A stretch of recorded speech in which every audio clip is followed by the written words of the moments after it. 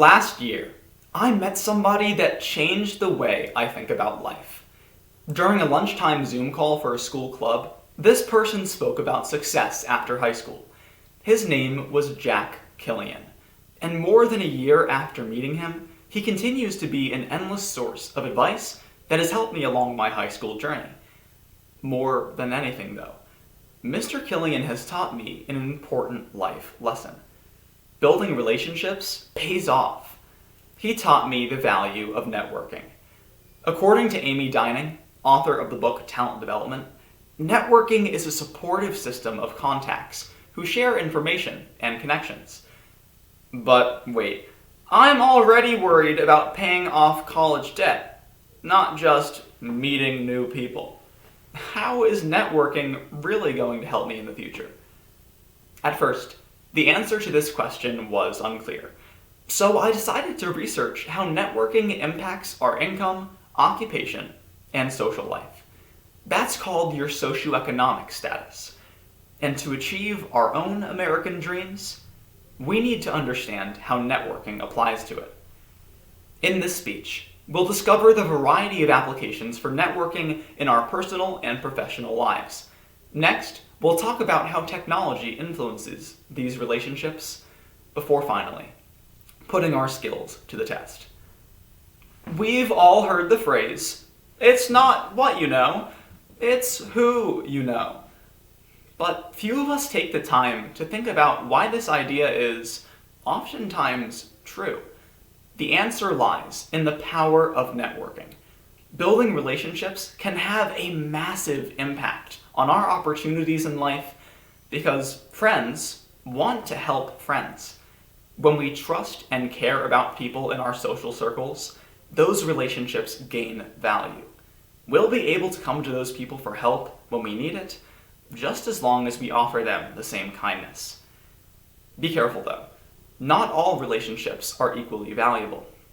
As explained in the Journal of Applied Psychology, racing to meet a superfluous amount of new people in hope of personal gain will get us nowhere. When we spread ourselves too thin and don't take the time to foster real relationships, we develop superficial connections that add little value to our lives. The caveat is that networking is circumstantial, especially for our careers.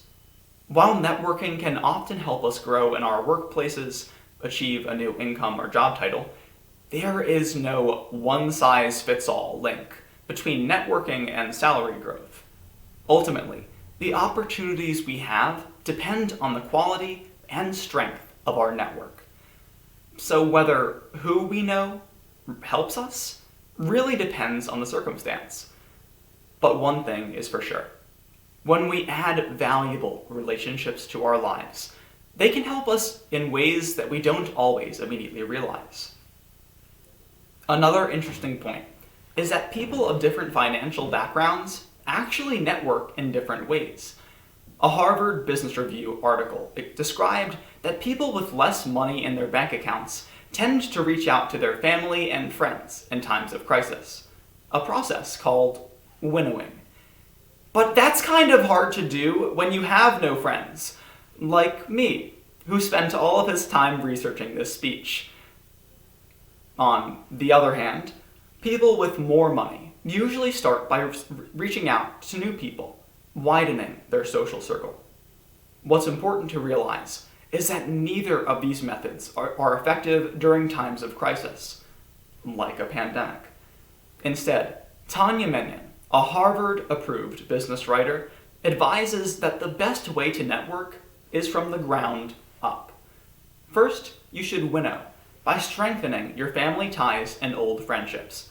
This gives you a solid foundation of trusted connections in case times get tough. Once you have a solid base of close relationships, the second step is to widen your network. This tactic allows you to meet people that will open opportunities that your friends and family might not be able to. By taking the winnow, then widen approach, we set ourselves up for success, both socially and financially. But what about social media? How does that play a role in our networking skills? financial professional Lisa Gertzner explains that now more than ever, innovations in technology are expanding our networking opportunities. In a digital age, becoming savvy on social media platforms is crucial for success as we move into our careers.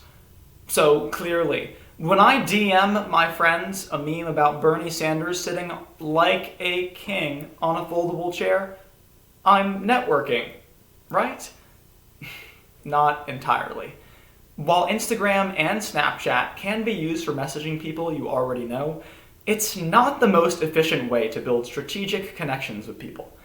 Nowadays, employers are using networking sites like LinkedIn to search for job candidates, so we should be keenly aware of how to use them.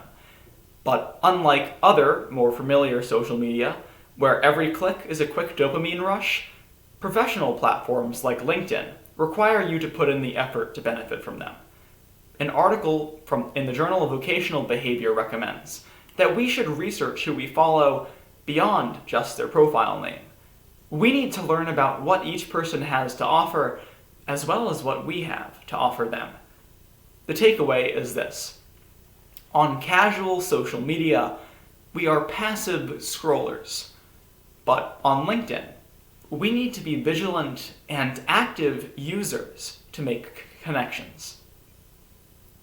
Today, we talked about the power of networking, its relevance in daily life, and how technology can help us build our network. Now, I have a challenge for you.